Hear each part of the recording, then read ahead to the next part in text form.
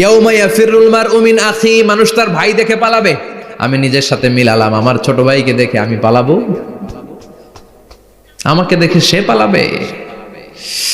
ওয়া উম্মিহি ওয়া আবি, যেই মায়ের পেটে 10 মাস আমি ছিলাম, যে মা আমি না ঘরে না গেলে ঘুমায় না, আমি না খেলে মা খেতে চায় না, আমার জন্য আমার মায়ের প্রাণ, আমার মায়ের জন্য আমার প্রাণ, কত ভালোবাসাবাসী। ওই মা আমাকে দেখে চিনবে না,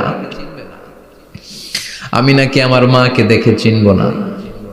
আমি আমার বাবারে দেখে পালাবো। ছোটবেলা থেকে কোলে পিঠে করে আমার বাবা আমারে মানুষ করলো, বাবাকে কত ভালোবাসি, বাবার সাথে কত ভালোবাসার গল্প, এই বাবারে দেখে আমি দৌড় দিব, বাবা আমারে দেখে দৌড়াবে। ওয়া সাহিবাতিহি ওয়া বানি, সাহিবা মানে প্রিয়তমা স্ত্রী, যার সাথে এত ভালোবাসা এত খুনসুটি, তারে দেখে আমি পালাবো। ওয়া বানি, আমার সন্তান, যেই সন্তানের জন্য আমি আমার জীবনও দিতে রাজি, ঠিক কি না? সন্তানকে দেখে আমি দৌড়, আব্বু বলে ডাক দিল আমি চিনব না, আমার মেয়েটা আমারে ডাকলে নাকি আমি চিনব না, আমার মেয়েও আমারে চিনবে না। ইয়াউমা ইয়াফিরুল মারউ মিন আখিহি ওয়া উম্মিহি ওয়া আবিহি ওয়া সাহিবাতিহি ওয়া বানিহি লিকুল্লি ইমরিইম মিনহুম ইয়াউমাইযিন শাআনুন ইউগনিহি। বিশ্বনবী বললেন, আয়েশা, সেদিনটা আজকের দিনের মতো নয়, ভয়ঙ্কর একটা দিন হবে। বাবা ছেলেরে চিনবে না, ছেলে বাবার চিনবে না, মা তার মেয়েরে চিনবে না, মেয়ে তার মারে চিনবে না। মা আর মেয়ের ভালোবাসার চেয়ে বড় ভালোবাসা হতে পারে? বাবা ছেলের ভালোবাসার চেয়ে বড় ভালোবাসা? স্বামী স্ত্রীর ভালোবাসার চাইতে বড় ভালোবাসা দুনিয়ায় আছে? স্বামী স্ত্রীরে চিনবে না, স্ত্রী স্বামীকে চিনবে না, বন্ধু বন্ধুরে চিনবে না, ইমাম সাহেব মুসল্লিরে চিনবে না, মুসল্লি ইমাম সাহেবকে চিনবে না, নেতা কর্মীরে চিনবে না, কর্মী নেতাকে চিনবে না। আমরা সবসময় বিপদে আছি, তবে 4টা কাজ করলে আমাদের বিপদকে কাটিয়ে দিবে কে? আল্লাহ। ঈমান আনতে হবে কার উপর? জোরে বলেন।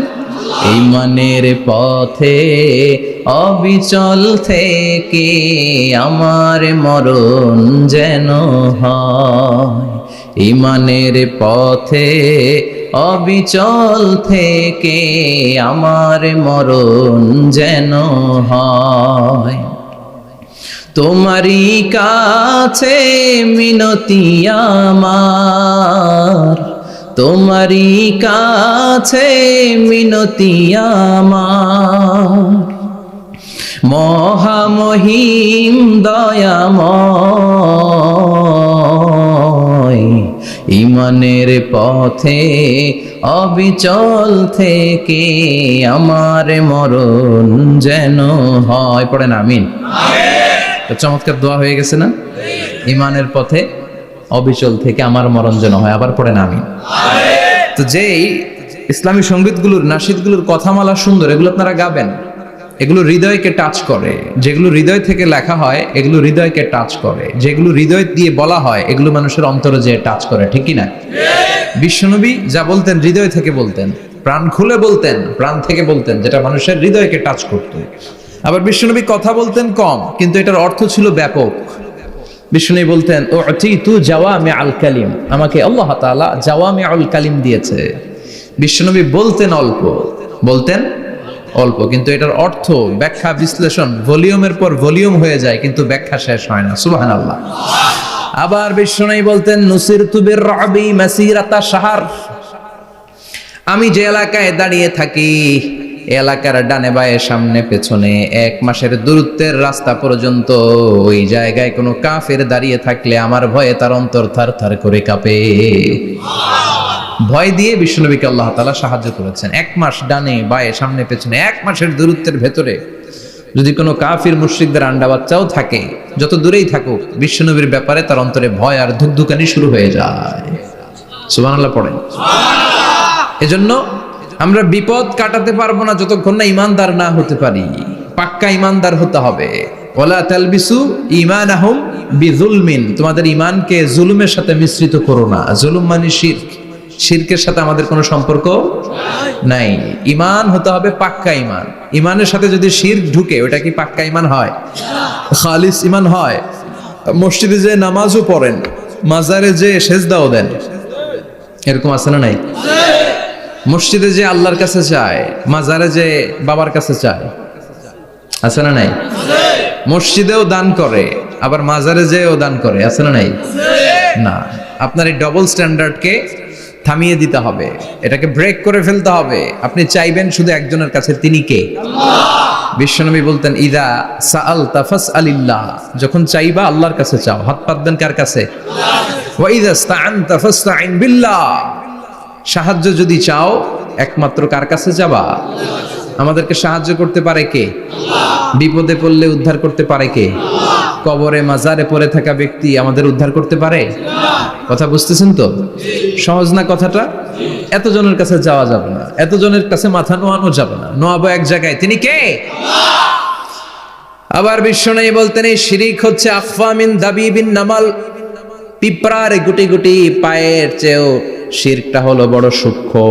পিঁপড়া যেমনি গুটি গুটি পায়ে মিষ্টির দোকানে ঢুকে যায়, যে মিষ্টি নষ্ট করে, শিরক তেমনি তোমার ভেতরে ঢুকে তোমার ঈমানকে নষ্ট করে দেয়। আখফা মিন দাবিবিন নামাল। আপনি পাহাড় পরিমাণ গুনাহ নিয়ে, হাদিসে কুদসিতে এসেছে, সাগরের ফেনা পরিমাণ পাপ নিয়ে আল্লাহর কাছে হাজির হয়েছেন। আল্লাহ, আমি পাপী, আমি কি?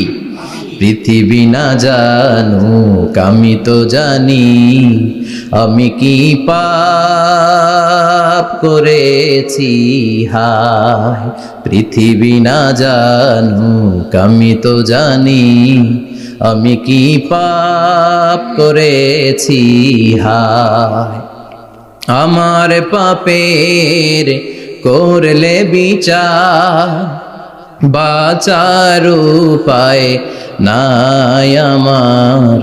দয়াময় প্রভু মাফ করো আমায়, মাফ করো আমায়। পড়ে না আমি? আমরা সবাই পাপী। আমরা কি?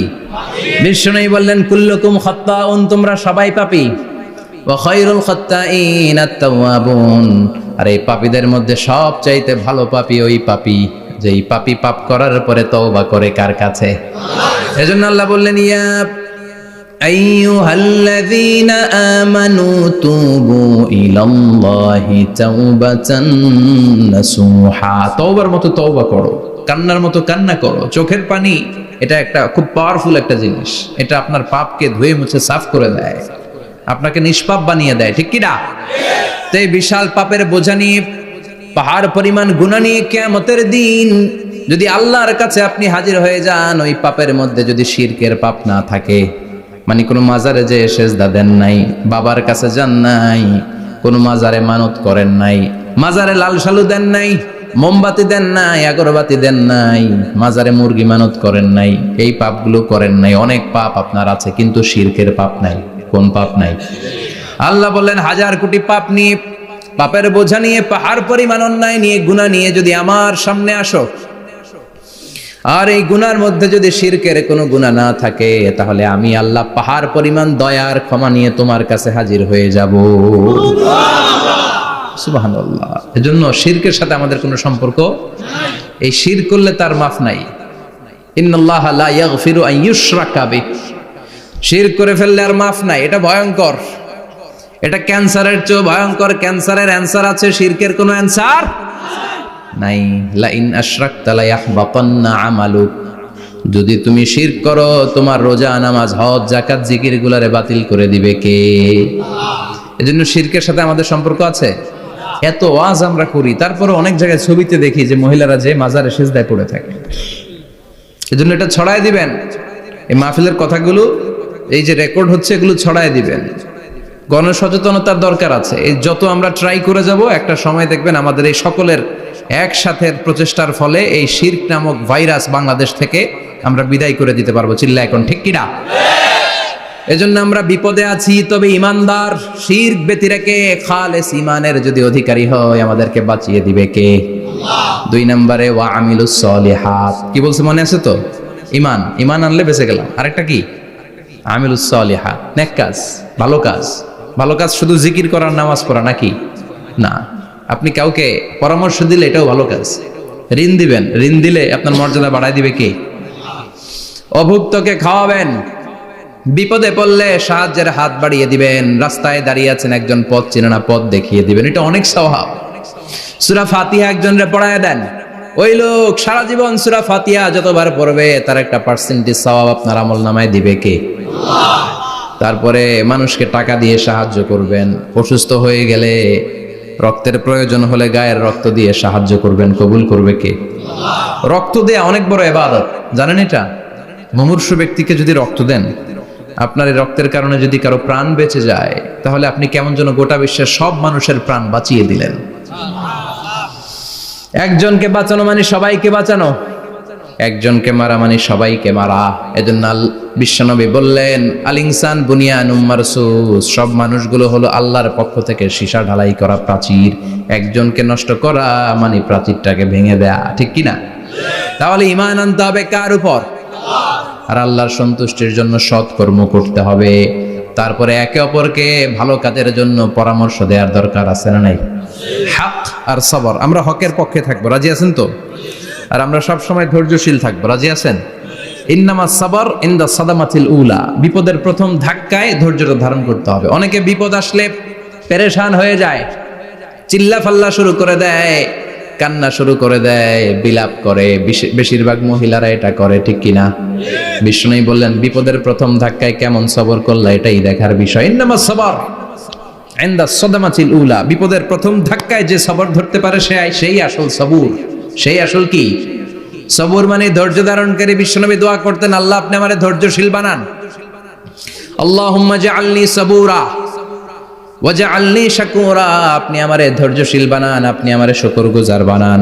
ওয়াজআল ফি আইনি সাগীরা ওয়া ফি আয়ুনিন নাসি কাবীরা, আমার চোখে আপনি আমারে ছোট বানান, মানুষের চোখে আমারে আপনি বড় বানান। পড়েন আমিন।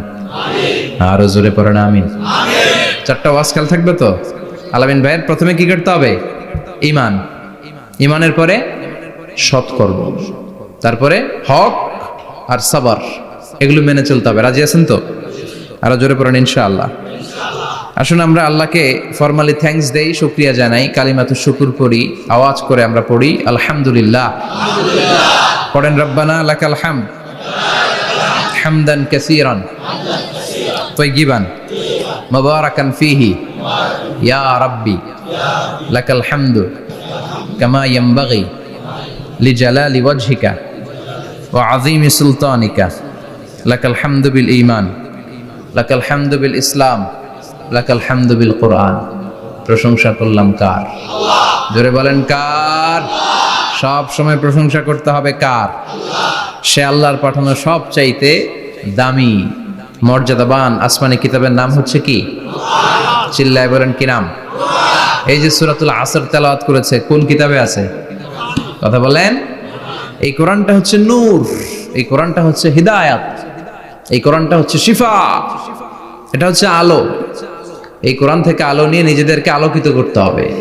কি করতে হবে? আলো। আলোর দরকার আছে না নাই? আলো ছাড়া কিছু দেখা যায়? এজন্য কোরআনকে আলো বানিয়ে পাঠালো কে? রব্বুল আলামিন বলেন, কিতাবুন আনজালনাহু ইলাইকা লিতুখরিজান নাসা মিনাল যুলুমাতি ইলান নূর। ও নবী, একটা কিতাব পাঠালাম, যেই কিতাব অন্ধকার থেকে আপনাদেরকে আলোর দিকে নিয়ে যাবে। কোন দিকে নিবে? জোরে বলেন। আমরা আলোর পথের সৈনিক, আমরা জান্নাতে যেতে চাই। জান্নাতে যেতে হলে যে বইটা মানতে হবে, বইটার নাম কি? তাহলে কিতাবে আল্লাহ আলো দিলেন, আবার হেদায়েত দিলেন। আল্লাহ বললেন, যালিকাল কিতাবু লা রাইবা ফীহি হুদাল লিল মুত্তাকিন। হুদাল লিল মুত্তাকিন, guide book to those who are মুত্তাকিন। তাহলে গাইড বুক পেলাম, আলো পেলাম, আবার এটার ভিতরে শেফা আছে। কি আছে? শেফা মানে সুস্থতা, শেফা মানে রেমেডি, শেফা মানে রিকভারি। আপনি অসুস্থ হলে সুস্থ করে কে? কোরআন পরে যদি ফু দেন, সুস্থ বানায় দিবে কে? নাকি তাবিজের ভেতরে ঢুকায় ঝুলাইবেন? ঝুলানো যাবে?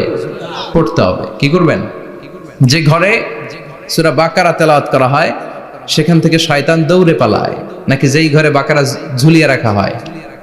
হ্যাঁ, পড়তে হবে। পরে ফু দেন, সুস্থ করবে কে? এই কিতাবের সর্বপ্রথম যে সূরাটা আল্লাহ দিলেন, ভূমিকা সূরা, এটার নাম হচ্ছে ফাতিহা। ফাতিহা মানে কি? ভূমিকা। এই সূরাটা দিয়ে আল্লাহ এই কোরআনটাকে খুললেন। পুরো কোরআনে যা আছে এই ফাতিহার 7 আয়াতের ভেতরে তা আছে। আবার এই 7 আয়াতের ব্যাখ্যা শুরু করে দিলে 30 পারা কোরআন হয়ে যায়। কোন সুবহানাল্লাহ। আবার আল্লাহ এটার নাম বিশ্বনবী নাম দিলেন সূরাতুশ শিফা, শিফার সূরা। অসুস্থ ব্যক্তিকে সূরাতুল ফাতিহা পড়ে ফু দিলে সুস্থ করে দেয় কে? আল্লাহ। বুখারীর বর্ণনায় বিশ্বনবীর কিছু সাহাবারা মরুভূমিতে সফর করছিলেন। এক লোক অসুস্থ ছিল, কেউ কোনো জাদু মন্ত্র পড়ে ফু দিয়ে তাকে সুস্থ করতে পারছিল না। সাহাবারা বলল আমরা পারবো। সবাই বলল তোমরা বেদুইন পারবা কেমনে, যাও মিয়া।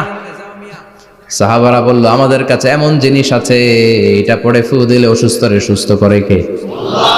সবাই বলে তাইলে আসো সুস্থ করো। সাহাবারা বলে তাহলে আমাদেরকে খাসি দিবা 100টা, এক পাল ছাগল দিবা, কতিফু গানাম। বিশ্বনবীর এক সাহাবী ওই সাপে দংশন করা লোকটার পাশে বসে সূরাতুল ফাতিহা পড়ে ফু দিতে দেরি মুহূর্তের মধ্যে অসুস্থ ব্যক্তিটারে সুস্থ করে দেয় কে? আল্লাহ। বিশ্বাস হয়?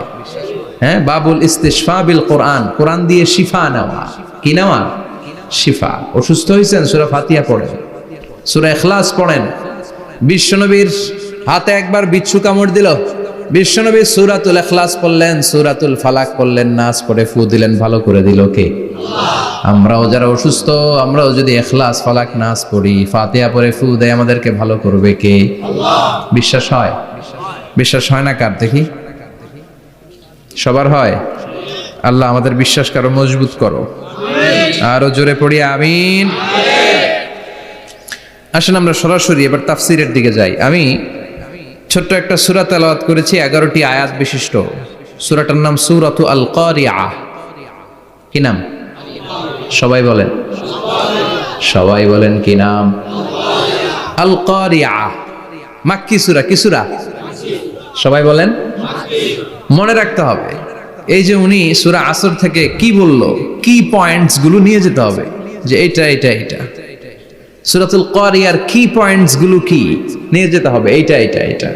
সূরা ফাতিহার মধ্যে আল্লাহ বেসিক কি কি পয়েন্ট হাইলাইট করেছেন, এগুলো আমাদেরকে শিখে যেতে হবে। তা না হলে শুধু আসলাম, স্লোগান দিলাম, কাঁদলাম, মোনাজাত ধরে জিলাপি নিয়ে চলে গেলাম, কোনো লাভ হইল? কথা বলেন। তো আমরা যে সূরাটা থেকে আজকে কথা শুনতে চাই, সূরাটার নাম হচ্ছে, সবাই বলেন, আল কারিআহ। আল কারিআহ মানে বিকট আওয়াজ। আল কারিআহ মানে কি? ভয়ঙ্কর আওয়াজ। ভয়ঙ্কর আওয়াজ শুনেন নাই কখনো? কোথায় শুনছেন? হ্যাঁ, বিজলি। ও বিজলিতে শুনছে, থান্ডার, বজ্রপাত। আসলে অনেক আওয়াজ হয়, তাই না? আপনারা আঞ্চলিক ভাষায় বিজলিরে কি বলেন? ঠেড়া। ঠেড়া।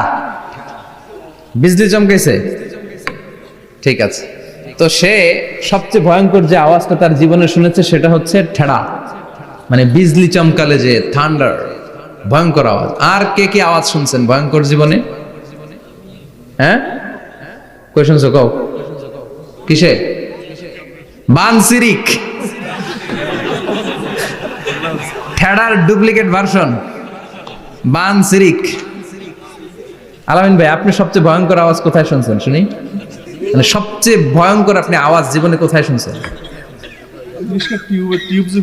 এই যে টিউব ফুটে গেছে, অর্থাৎ টায়ার পাংচার হলে ভয়ঙ্কর আওয়াজ হয়।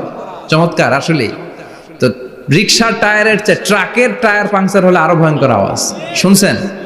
রাস্তায় মাঝে মাঝে আমরা রাতকে রাত চলি, তো মাঝে মাঝে টায়ার পাংচার হয়, ভয়ঙ্কর আওয়াজ হয়, ভীষণ আওয়াজ। তার মানে বজ্রপাতে ভয়ঙ্কর আওয়াজ, ট্রাকের টায়ার পাংচার হলে ভয়ঙ্কর আওয়াজ। আর কি আওয়াজ আছে? হ্যাঁ, কি উঠলে? বাজি। বাজি, বোমা ফাটালে, ককটেল মারলে। ককটেল আছে না নাই? 30 তারিখে আছে না নাই? হ্যাঁ, সেনাবাহিনী আছে কিন্তু ধরে নিয়ে যাবে। ককটেল ফাটালে ভয়ঙ্কর আওয়াজ। আর হ্যাঁ, কিসের ডাক? বাঘের আওয়াজ। তার মানে আমরা আমাদের জীবনে সবচেয়ে বড় আওয়াজ শুনেছি বজ্রপাতের আওয়াজ। কেউ শুনেছি ট্রাকের টায়ার পাংচার হলে বিকট আওয়াজ। কেউ শুনেছি মহাসমাবেশের ভেতরে যখন ককটেল ফোটানো হয় ওই আওয়াজ। আল্লাহ বললেন এগুলো তো ছোট আওয়াজ, কিয়ামতের দিন এমন বিকট একটা আওয়াজ আমি দেব, এটার নাম আল কারিআহ। এটার নাম ক্লিয়ার?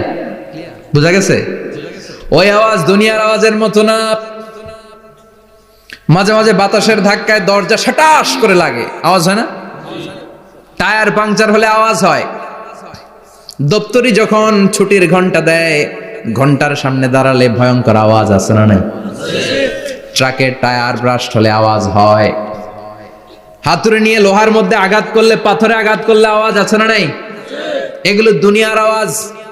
আল্লাহ বললেন এই আওয়াজগুলোর চেয়ে অনেক বিকট একটা আওয়াজ কিয়ামতের দিন আমি তৈরি করব। এই আওয়াজটার নাম হলো আল কারিআহ। কি নাম? সবাই বলেন, আরো জোরে বলেন, আল কারিআহ। বিকট আওয়াজ, বিকট একটা হুইসেল বাজানো হবে, হর্ন বাজানো হবে, ট্রাম্পিট, ডেঞ্জারাস ট্রাম্পিট। ভয়ঙ্কর একটা বিকট শব্দ করা হবে কিয়ামত তৈরির জন্য। ওই শব্দটা বাজানোর জন্য রব্বুল আলামিন একজন ফেরেশতা বানিয়েছেন, নাম হলো ইসরাফিল। নাম কি? ইসরাফিল। ওই ফেরেশতার পা হচ্ছে জমিনের নিচে, মাথা হলো আকাশের উপরে। ওই কিয়ামতের দিন ইদা নুফিখা ফিস সূরি নাফখা ওয়াহিদা, যখন ওই সিংহার মধ্যে ফুৎকার দেয়া হবে আল কারিআহ, বিকট আওয়াজটা হবে।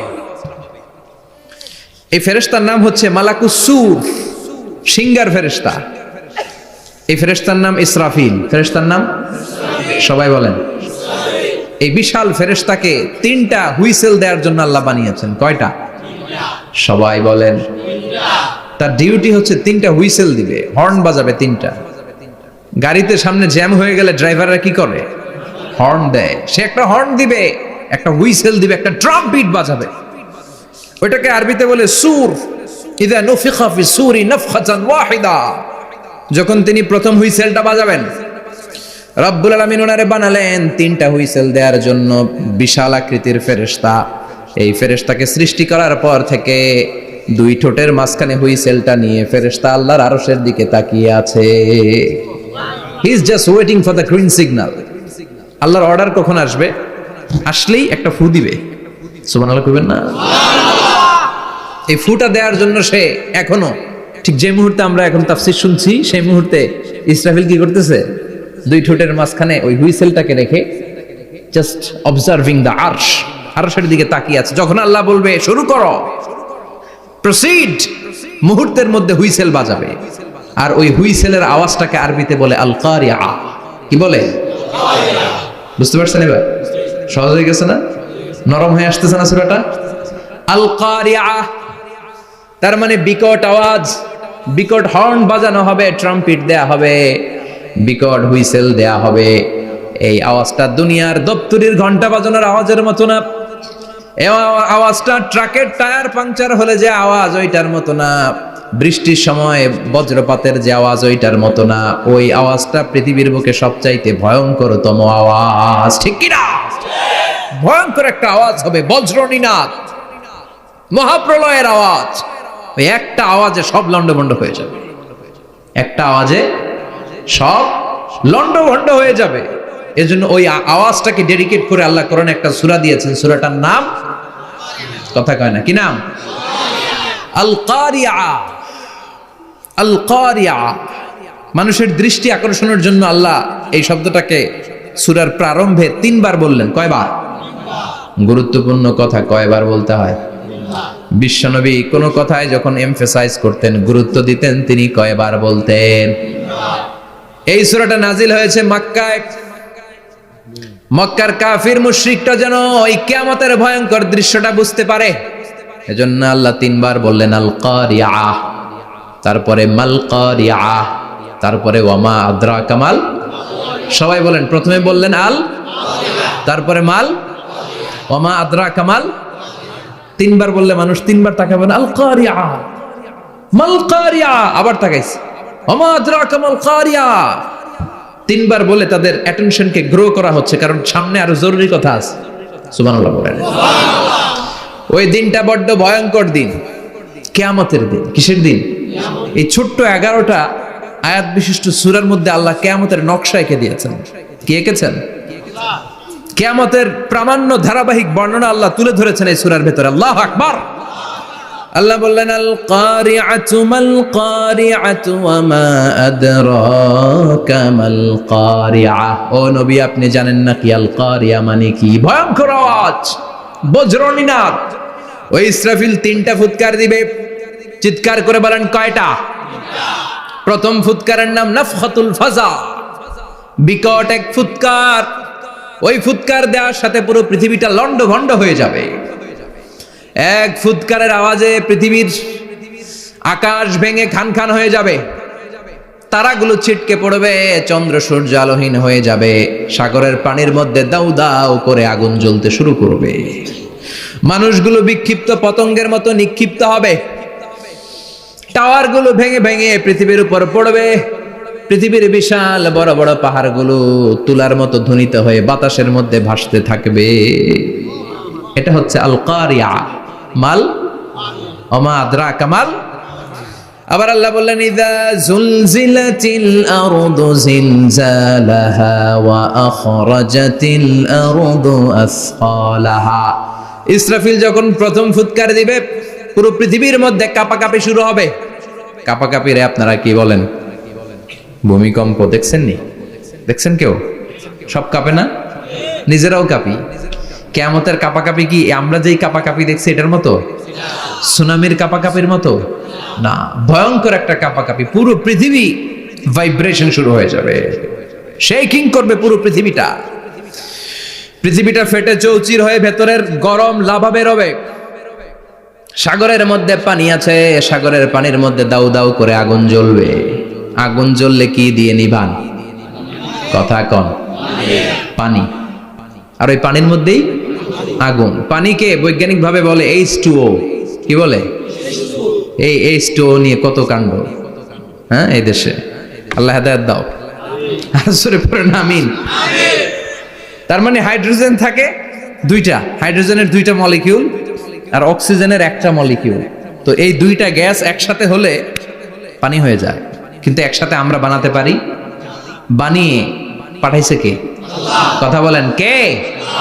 কৃত্রিম উপায়ে ইউনাইটেড স্টেটস অফ আমেরিকার একটা রিসার্চ সেন্টারে আধা গ্লাস পানি বানাইছিল বিজ্ঞানীরা।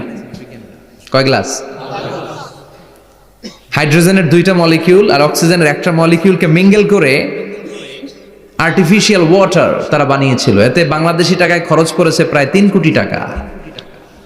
এটা অসম্ভব মানুষের পক্ষে কৃত্রিম ভাবে পানি তৈরি করা। ফ্রিতে খাইতেছি আমরা, সুবহানাল্লাহ কইবেন না? তার মানে পানি দিয়ে আমরা আগুন নিভাই।